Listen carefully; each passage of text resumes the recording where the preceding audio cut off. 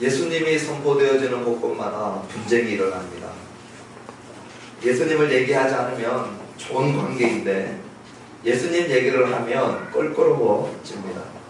예수님 얘기만 하지 않고 가만히 있으면 가족들 중에서도 직장의 동료들 중에서도 학교의 친구들이나 잘 아는 지인들 관계가 훨씬 매끄러울 수 있습니다. 그런데 어느 순간 우리가 예수님 얘기만 하면 거기에는 불편함이 닥트고 거기에는 이해의 충돌이 오고 거기에는 항상 갈등 구조가 생겨납니다. 그런데 그것이 이상할 것이 하나도 없는 것이 예수님 때부터 예수님 오실 때까지 이 구조는 영원히 그렇게 갈 것입니다. 우리가 예수님 얘기만 하지 않으면 괜찮을 것 같은데 예수님 얘기를 하는 순간에 이런 구조들이 일어나는 것은 하나도 놀랍지 않은 것은 이미 예수님이 계실 때부터 항상 그러해왔어요. 우리 예수님을 두고 이분의 말씀이 진짜냐 진리냐 거짓이냐 이분의 하신 말씀이 사실이냐 아니냐 항상 이 예수님을 중심으로 여러 가지 갈등 구조가 일어납니다. 그래서 오늘 예수님 때문에 복음 전하다가 가정에서 직장에서 학교에서 애매한 괴로움을 받거나 고통을 받는 분들이 계시다면 당연하게 여기시고 또 지금 당장은 그렇지 않다 할지라도 지난 과거를 둘러보니 내가 예수님 얘기만 안 했어도 우리 집안에서 그냥 그렇고 그렇게 잘 살았을 텐데 예수님 얘기하면서 불신자들과 또 예수님을 알지 못하는 자들로부터 애매하게 오해를 받았다고 한다면 이것은 어쩔 수 없는 일이라는 것이에요. 우리 그리스도인들의 지혜와 명철이 부족해서 부족의 소치로 고난받는 것 말고 예수님 때문에 고난받는 것, 예수님의 이름을 전할 때에 예수님을 싫어해서 예수님의 이름을 전한 자까지 미움을 받는 것은 그때부터 지금까지 동일하게 일어나고 있는 일이고 우리 예수님 다시 올 때까지 반복될 일이라고 하는 것입니다. 그래서 오늘 이 시간 예배드리는 저와 여러분들은 한 가지 결단을 하셔야 돼요.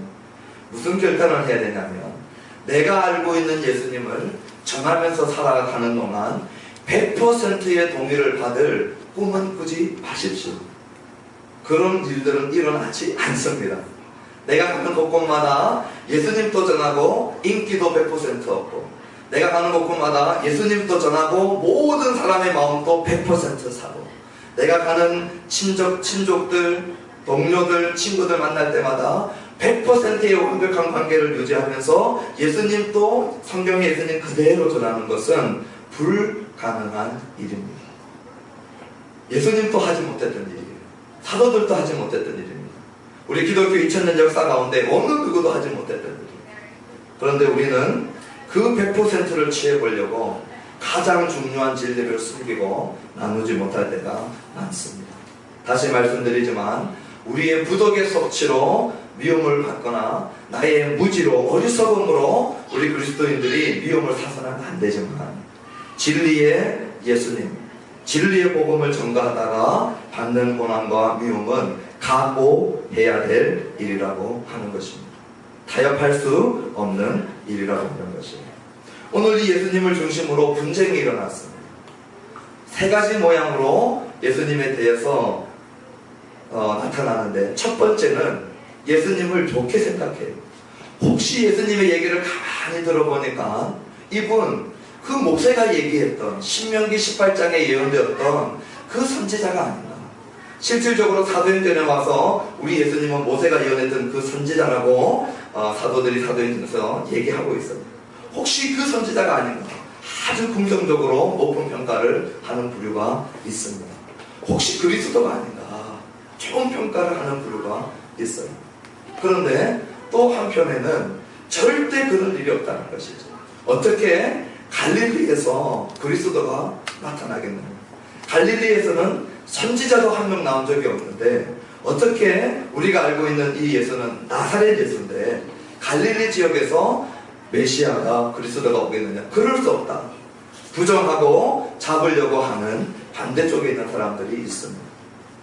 그리고 그 중간에 우리가 한번 그의 말을 곰곰이 생각해보자. 그가 했던 일들과 말을 따져보고 난 다음에 그 다음에 판단해도 늦지 않지 않느냐. 중립적인 자세를 취하는 사람이 있습니다. 오늘 본문에 이 세 부류가 다 보여요. 예수님의 말씀에 대해서 부정하지 않고 반대하지 않고 긍정적인 사람이 있습니다. 예수님의 말씀에 대해서 반대의 자리에 서 있는 사람들이 있어요. 우리가 예수님 얘기만 하면 잡아서 죽이려고 하는 이 대제사장들과 바리새인들처럼 무조건적인 반대의 자리에 서는 사람들이 있습니다. 그리고 중립적인 자리에 서 있는 사람들을 보게 됩니다. 오늘 40절에 보니까 첫 번째 나오는 무리들, 여기에 말씀을 들은 무리들 중에 긍정적인 반응을 보이는 사람이 나오죠. 그 예수님을 그 선지자라, 여기 그 선지자라고 하는 것은 모세가 예언했던 신명기 18장의 선지자예요. 그 선지자가 아닌가. 이 구약 성경에 신명기의 성취로 오신 선지자가 아닌가. 어마어마하게 높이 평가한 것이죠. 또 41절에 보니까 그리스도다. 그런데 동시에 41절에 반대하는 자들의 반대가 나옵니다.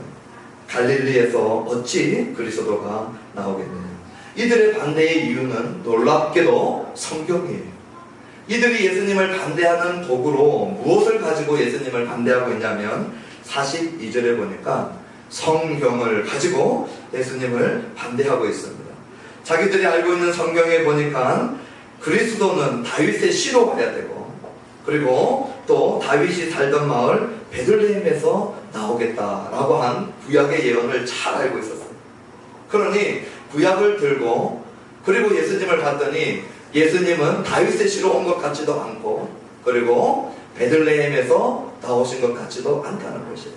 이들의 머릿속에 이해되고 있는 예수님은 갈릴리에서 나오신 예수님, 그리고 다윗의 씨와 아무 상관이 없는 자, 왕족같이 보이지 않다는 것. 다윗의 씨로 온 자는 왕의 족속으로 오는 왕족을 얘기합니다. 그러니까 예수님을 볼 때 목수 출신이에요. 전혀 왕족 티가 나지 않냐고. 그리고 태어날 때부터 지금까지 갈릴리 지역, 갈릴리 토백이로 생각을 했던 것이죠. 그러나 마태, 마가, 누가복음을 알고 있는 초대교회 공동체는 오늘 이 말씀을 읽으면서 오늘 이들의 판단이 얼마나 잘못되었는지 잘 알고 있어요. 우리 예수님은 마태, 마가, 누가복음을 보니까 실제로 어디에서 태어나냐면 베들레헴에서 태어납니다. 미가서 5장 2절의 예언 그대로 베들레헴에서 태어나시고, 마태복음의 족보를 따라 올라가 보니까 예수님은 정확하게 누구의 씨로 오냐면 다윗의 씨로 온 것이에요. 그러니까 구약 성경을 가지고 있으면서도 그 눈이 가려워진 자들은 구약 성경을 가지고 예수님을 핍박할 수 있는 것입니다. 오늘 가장 안타까운 일들 중에 하나는 무엇일까요?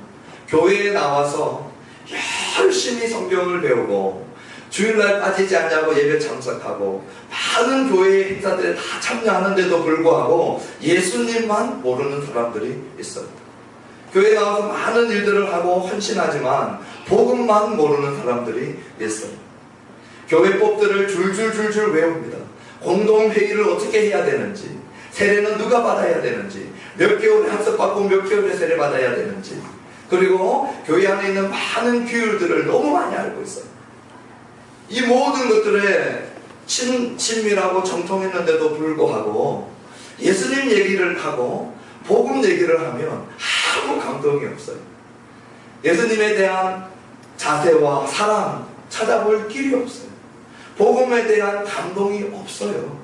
복음이 무슨 나에게 복음이 되는지 알지 못합니다. 전혀 기쁜 소식이 되지 않아요. 그래서 복음은 나에게 있어서는 하나의 단어의 문자입니다. 복음이라고 하는 단어 자체가 좋은 소식, 기쁜 소식인데 내 영혼에 아무 좋은 소식이 아니고 기쁜 소식이 아니에요. 십자가의 예수님, 부활의 예수님, 다시 오시는 예수님이 내 마음속에 아무 기쁜 소식이 안 되는 것이죠. 손에는 아주 좋은 가죽 성경이 있습니다. 두란노나 아가페나 생명의 말씀사에서 나온 좋은 성경책을 손에 들고 있어요. 그럼에도 불구하고 그 안에서 걸어다니시며 역사하시며 말씀하시는 예수님이 내 인생과 아무 상관이 없는 것이에요. 복음되지 못하는 예수님을 붙들고 종교생활하는 많은 교회 안에 있는 사람들과 같이 오늘 여기 41절에 보니까 성경을 들고 어떻게 41절 42절에 예수님을 보면서 그는 메시아일 수 없다라고 하는 안타까운 무리가 나오는 것입니다. 오늘 이 말씀을 듣는 저와 여러분들은 우리의 손에 이 성경을 들고 오늘 저와 여러분들이 하나님의 말씀을 배우고 예배의 자리에 나올 때마다 이 예수님을 살아계신 나의 구주로, 나에게 은혜를 베푸신 분으로, 나를 대신하여 죽으신 분으로, 나의 죄와 저주를 짊어지시고 나에게 참 자유와 죄 용서를 주신 분으로 오늘 우리 각자와 상관있는 나를 살리고 나를 기쁘게 하는 복음의 예수님이 되어지기를 소원합니다. 여기 43절에 보니까 이 쟁론이 한참 일어나고 있을 때에 그를 잡고자 하는 자가 있었지만 역시 손을 대는 자가 없었습니다. 우리가 2주 전에 보았듯이 손을 대는 자가 없었던 이유는 안 잡은 것이 아니라 못 잡았다고 말씀드렸어요. 예수님은 자신의 생명을 자기 자신이 놓는다고 말씀하셨습니다. 자기 자신의 생명을 자기 자신이 놓을 뿐만 아니라 자기 자신의 생명을 다시 일으켜 세우는 자도 예수님이라고 말씀하셨어요. 너희는 이 성전을 홀라 내가 3일 만에 일으키리라. 나는 양들을 위하여 내 생명을 놓아주노라. 내주노라. 그러니까 생명이 우리 예수님은 자기의 죽음과 자기의 부활도 주관하시는 분이죠. 그리고 자기 자신의 죽음과 부활의 때를 하나님께서 약속하신 때라고 말씀하시면서 하나님이 이 약속을 성취할 그 때가 되지 않으면 로마 군병이 아무리 많이 와도 잡을 수 없다는 것을 우리가 2주 전에 보았습니다. 그러니 안 잡은 것이 아니고 못 잡은 것이지. 그랬을 때에 이제 45절 이하에 대제사장들과 바리새인들이 왜 보냈던 잡아오라고 했던 그 사람들이 못 잡아왔느냐, 잡아오지 아니하였느냐 물었을 때에 46절에 그들의 보고는 이렇습니다. 그 사람이 말하는 것처럼 말한 사람은 이때까지 없었습니다. 우리 예수님처럼 말하고 우리 예수님처럼 행동하신 분은 이때까지 없었다는 것이에요. 그랬을 때에 재미있는 부분은 47절 후반부입니다. 우리 예수님처럼 말한 사람이 없다라고 하니까 47절 후반부에 바리새인들이 뭐라고 그들을 정죄하고 있냐면 47절 보십시오. 너희도 미혹되었느냐, 너희도 속았느냐. 또 49절 보십시오. 이 무리는 율법을 알지 못하는 무리로서 저주받은 자다. 저주받은 자다. 그렇게 얘기합니다. 그리고 51절에 우리 율법은 사람의 말을 듣고 그 행한 것을 알기 전에 심판하느냐. 그러니 니고데모가 심판을 멈추고 그리고 우리가 그 말을 듣고 행한 것을 분별해보자 라고 얘기하면서 심판을 하지 말기를 원했지만 바리새인들은 이미 뭐라고 얘기하고 있냐면 너희들은 미혹되었고 너희들은 율법을 알지 못하기 때문에 저주받은 자고 그러므로 이미 심판을 받은 거나 다름없는 것처럼 그들을 여깁니다. 놀랍게도 바리새인들은 자기들이 오늘 이 무리들을 정죄하고 있다고 생각했어요. 오늘 여기 앉아있는 백성들은 무지해서 하나님의 말씀을 알지 못해서 메시아가 누군지 알지 못하는 저주받은 백성들이에요. 그렇게 얘기하고 있어요. 저들은 너무 순진하고 지혜와 명철이 없어서 잘 속는답니다. 그래서 미혹된 자다 얘기하는 거죠. 어디서 많이 들어본 소리입니까? 우리가 복음 들고 나가서 이 예수님을 전도하려고 할 때에 소위 세상에 똑똑하다라고 하는 사람들은 저희들을 가련하게 봅니다. 아유 저 속은 자들, 저 너무 순진해가지고 아무거나 믿어서 미혹된 자들처럼 저희들을 생각합니다. 정말로 그래요. 그리고 저희를 정말 불쌍하게 여깁니다. 예수 안 믿는 사람들이요, 예수 믿는 사람들을 보고 불쌍히 여깁니다. 저 가난한데 즐겁다고 한다. 저 병든 몸 가지고 주님을 찬양하고 있고 자기도 건강히 살아가는 것 같은데 기쁘다고 하네. 아유 저 안 된 것들, 저 저주받은 것들, 정말로 그렇게 생각하는 사람들 많습니다. 전도해 보십시오. 조금 있고 조금 가졌고 현재 잘 나가고 있는 사람들이 예수 믿는 사람들 그렇게 볼 때가 많아요. 그리고 정상적이고 또 괜찮은 사람들이 교회에 와 있어도 뭔가가 나사가 하나 빠진 사람처럼 여깁니다. 그리고 그들은 우리를 그렇게 이미 정죄하고 심판해 버리죠. 그런데 오늘 요한복음은 그렇게 땅땅거리면서 떵떵거리면서 너희는 미혹되었고 너희는 저주받았고 너희는 심판받았다라고 하는 이 바리새인들을 오히려 그들이 미혹되었고 그들이 저주받았고 그들이 심판받았다고 얘기합니다. 정말로 미혹된 자가 누구냐? 진리를 알아보지 못하는 자가 미혹된 자입니다. 속은 자입니다. 그런데 이 진리를 알아보지 못하는 자가 누구냐 했을 때에 이 진리를 알아보지 못한 자는 놀랍게도 바리새인들이었어요. 요한복음 16장 13절에 보니까 진리의 성령이 오시면 그가 너희를 모든 진리 가운데로 인도하시겠다고 했어요. 우리 주님께서 우리를 진리 가운데로 인도하셔서 성령께서 오셔서 보여주셨을 때에 그 진리가 누구인지를 바로 아는 자들은 예수 그리스도가 진리인지 안다는 것이에요. 그래서 예수님을 믿고 따르는 것은 미혹된 것이 아니라 참 진리를 아는 자, 참 진리를 발견한 자의 반응이라는 것이에요. 그러니 예수님을 믿지 않고 있고 예수 믿는 자를 미혹된 자로 알고 있는 바리새인들이야말로 정말로 속은 자들이에요. 사단이 우리의 눈을 가리고 사단이 잘못된 것을 뿌려서 사단의 속임수에 미혹된 자는 바리새인들이라는 것입니다. 그래서 요한복음은 오히려 바리새인들 너희들이 미혹되는 것이라고 고발하고 있는 것이에요. 율법을 알지 못함으로 저 어리석은 백성들은 저주받았다 그랬어요. 그러나 성경 어디에도 율법을 알지 못해서 저주받는 일은 나오지 않습니다. 율법을 지키지 않아서 저주받지 율법을 알지 못해서 저주받는 것이 아니에요. 그러니 바리새인들은 저들이 율법을 알지 못하기 때문에 저주받았다 얘기하지만 성경은 율법을 지키지 않는 자들이 신명기법에 보면 저주의 대상들입니다. 그러나 바리새인들이 몰랐던 것이 있죠. 율법을 지키지 않은 자들이 저주받은 자들인데 이 율법을 지키지 않은 저주받은 자들의 대상 속에 자기들이 포함되어 있다는 걸 몰랐어요. 요한복음 3장 36절에도 이렇게 말씀하십니다. 아들을 믿는 자에게는 영생이 있고 아들에게 순종하지 아니하는 자는 영생을 보지 못하고 도리어 하나님의 진노가 그 위에 머물러 있다. 율법의 불순종으로부터 자유한 자가 인류 가운데 한 명도 없어요. 의인은 한 명도 없습니다. 하나님 앞에서 완벽하게 하나님의 공의를 만족시킬 수 있는 자는 아무도 없어요. 그래서 예수님이 오셨고 예수님의 의를 덧입지 않으면 하나님 앞에 설 자가 아무도 없어요. 예수님 없이 모든 자들 머리 위에 뭐가 머물러 있냐면 하나님의 진노가 머물러 있다 말씀하십니다.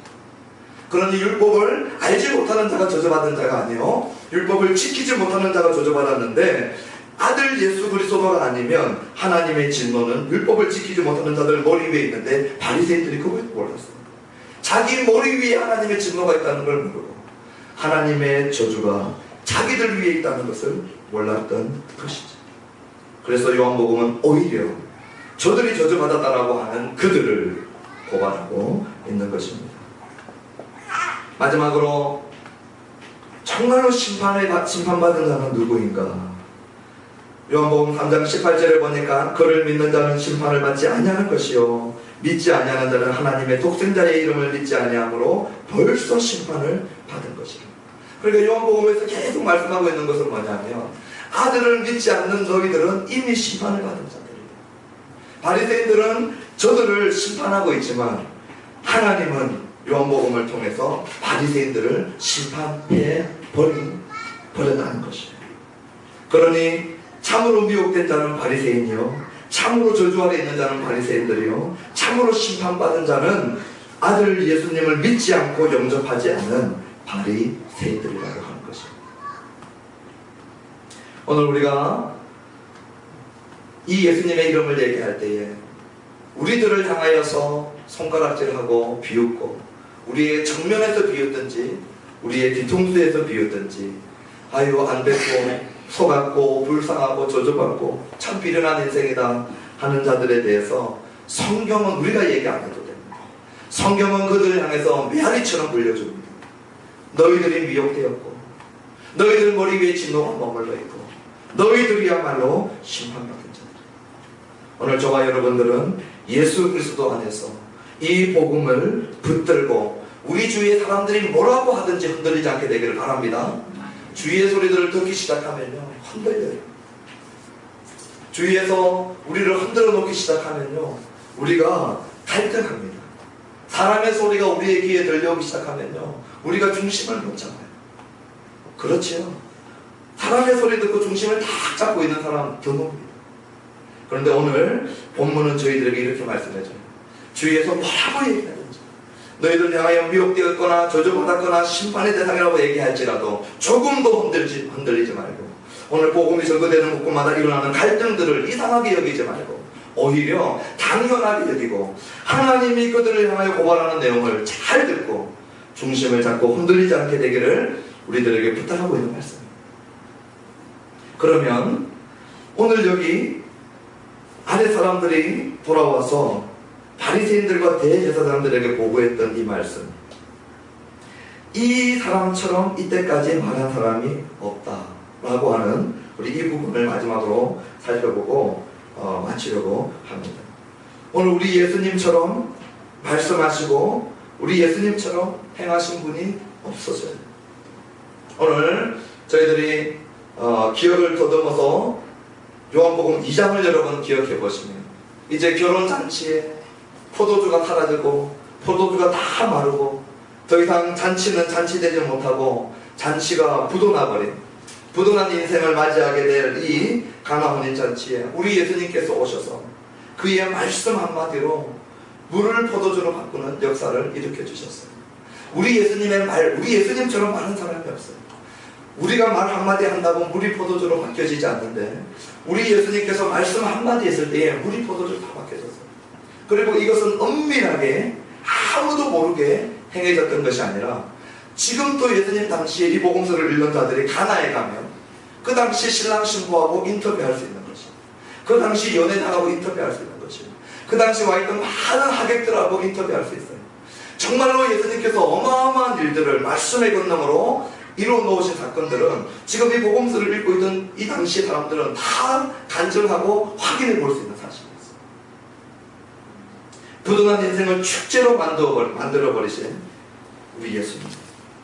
그리고 요한복음 4장에 갔더니 사마리아 여인을 찾아오셨다고 했습니다. 요한복음 5장에는 38년 된 병자를 찾아오셨습니다. 그 당시에 가장 율법사 중에 뛰어났던 니고데모는 찾아가지 않으시고 왕족으로 있었던 이 권력을 가지고 있었던 왕족의 관료의 아들은 찾아가지 않으시고 어느 누구도 찾아오지 않는 사마리아 여인을 향해서는 우리 예수님은 찾아가셔요. 꼼짝도 하지 못하는 38년 된 병자는 우리 예수님이 찾아가십니다. 그리고 사마리아 여인의 인생을 전부 다 알고 계셔요. 단 하나도 예수님 앞에 숨길 것이 없어요. 우리의 모든 인생의 일거수일투족을 우리 예수님은 깨뜨려 보고 계셔요. 그리고 이 38년 된 병자를 말씀 한마디로 일으켜 세워서 걸어가게 하시고 그 말씀이 물을 포도주로 바꾸신 그 말씀이 38년 동안 병자로 앉아있었던 죽은 자와 다름없는 일을 말씀 한마디로 일으켜 세웠던 그 말씀이라는 것이죠. 사마리아 여인은 사마리아에서 완전한 전도자로 살아가고 있어요. 돌아가가지고 자기에게 은혜를 베풀어 주셨던 예수님을 전하는 인생으로 바뀌었습니다.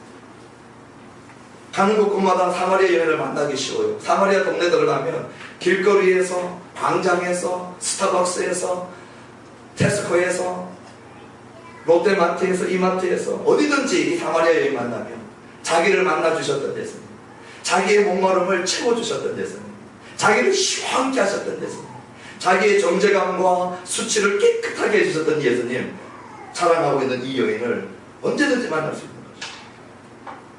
38년 된 병자도 우리가 쉽게 생각해 볼 수 있죠. 이제 일어나서 걸어다니면서 이 병자가 한 일이 뭐였겠어요? 예수님 전하는 거죠. 38년 동안 꼼짝하지 못하는 나를 말씀 한마디로 이렇게 세우신 예수님. 오늘 우리 예수님의 얘기가 엄밀한 곳에서 진행된 얘기가 아니라는 것이죠. 우리 예수님께서 하신 말씀과 능력들은 공적인 자리에서 많은 사람들이 보는 자리에서 역사적인 증거들을 가지고 역사적인 인물들을 대상으로 우리 예수님께서 이 일들을 행하고 계셨던 것입니다. 6장에는 풍랑에는 바다 위를 걸어오시면서 바다 위를 걸어와서는 안 되는 이 중력의 법칙을 깨뜨리고 걸어오셔서 두려워 떨고하고 있는 제자들에게 내니 두려워하라.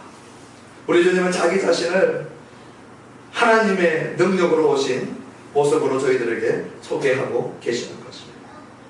그리고 우리 예수님이 이 풍랑을 잠잠케 하셨던 사건 12명의 제자들이 똑똑하게 기억하고 있는 것입니다.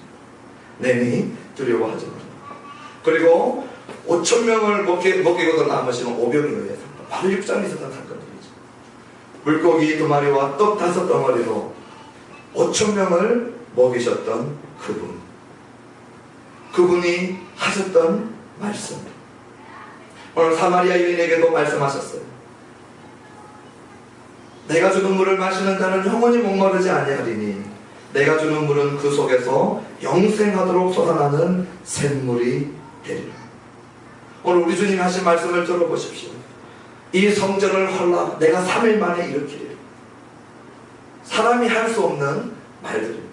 46년 동안 지어지고 있었던 이 성전을 헐라 내가 3일 동안, 사흘 동안 실제로 우리 주님이 3일 뒤에 부활하시면서 자기 자신의 죽음과 부활을 주관하시고 자기의 부활을 예언하셨던 말씀입니다. 영원히 목마르지 아니하는 샘물을 주겠다. 그 속에서 영생하도록 솟아나는 샘물을 주겠다. 누가 장담할 수 있는 말인가요? 아버지께서 아무도 심판하지 아니하시고 5장에 보니까 심판을 다 아들에게 맡기셨으니 이를 놀랍게 여기지 말라. 무덤 속에 있는 자가 다 그의 음성을 들을 때가 온다. 누가 이런 말을 할 수 있습니까?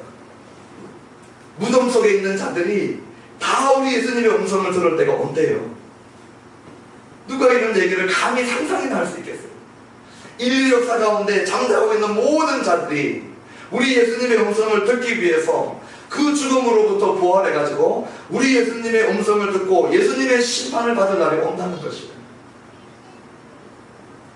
진실로 진실로 너희에게 이르노니 인자의 살을 먹지 아니하고 인자의 피를 마시지 아니하면 너희 속에 생명이 없느니라.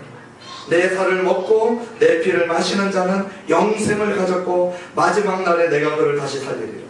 누가 이런 얘기를 할 수 있어요? 내 살을 먹고 내 피를 마셔라. 내 살은 참된 음식이요 내 피는 참된 음료다. 누가 얘기할 수 있어요? 어떤 종교 지도자가 이런 얘기를 할 수 있어요? 7장에 누구든지 목마르거든 내게로 와서 마시라. 나를 믿는 자는 성경에 이런 것 같이 그 배에서 생수의 강물들이 흘러나요.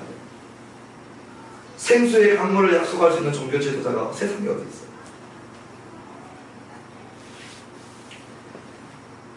우리 요한복음에 우리 예수님은 계속해서 나는 세상의 빛이요 나는 길이요 나는 진리요 나는 생명이다 얘기하죠.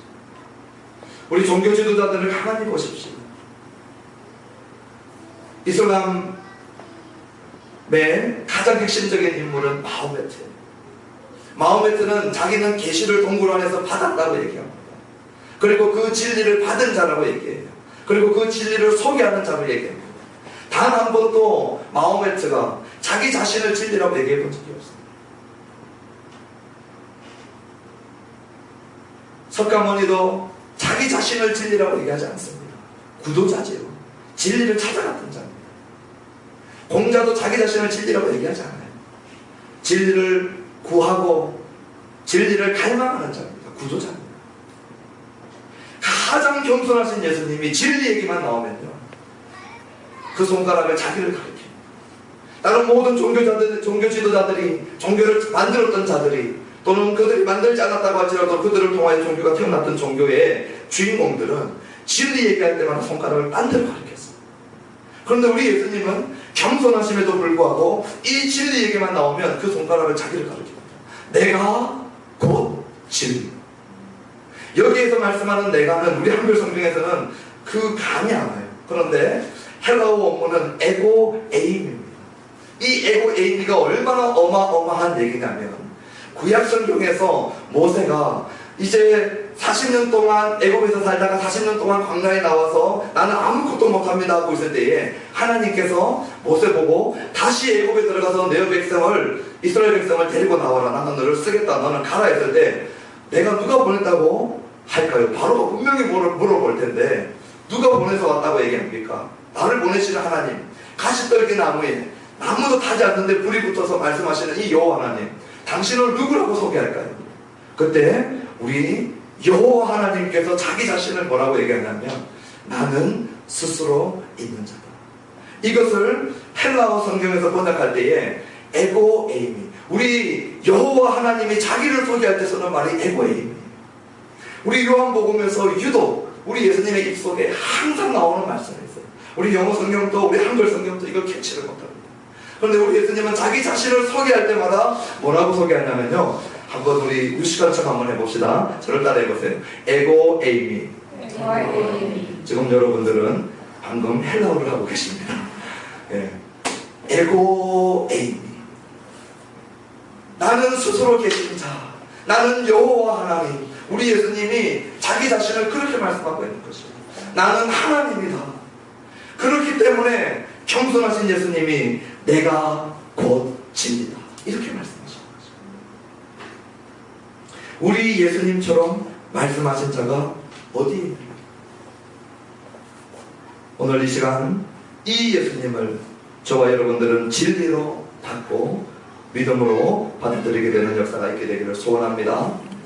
우리 가운데 아직 예수님을 누군지 갈등하고 계시는 분들, 니고데모처럼, 오늘 여기 나와 있는 니고데모처럼 우리가 한번 그의 말과 그의 행한 것을 알아보고 난 다음에 판단하자 하시는 분들이 있습니까? 우리 예수님처럼 말한 자들이 누가 있는지 생각해 보시기 바랍니다. 우리 예수님처럼 행하신 능력의 능력자가 누가 있는지 보셔요. 그 능력이 켜진 분이 가장 작은 자를 기억하고 가장 미천한 자를 업신여기지 않고 찾아오시는 우리 예수님과 같은 분이 누구인지 생각해 보게 되기를 바랍니다. 그리고 믿고 있는 저와 여러분들은 이 예수님을 전가할 때에 일어나는 분쟁, 당연한 것으로 여기고 조금도 놀라지 말고 사람의 소리에 미혹되지 말고 이 예수님의 진리, 이 복음에 대해서 확고하게 설 수 있게 되기를 주님의 이름으로 축원합니다. 기도하시겠습니다.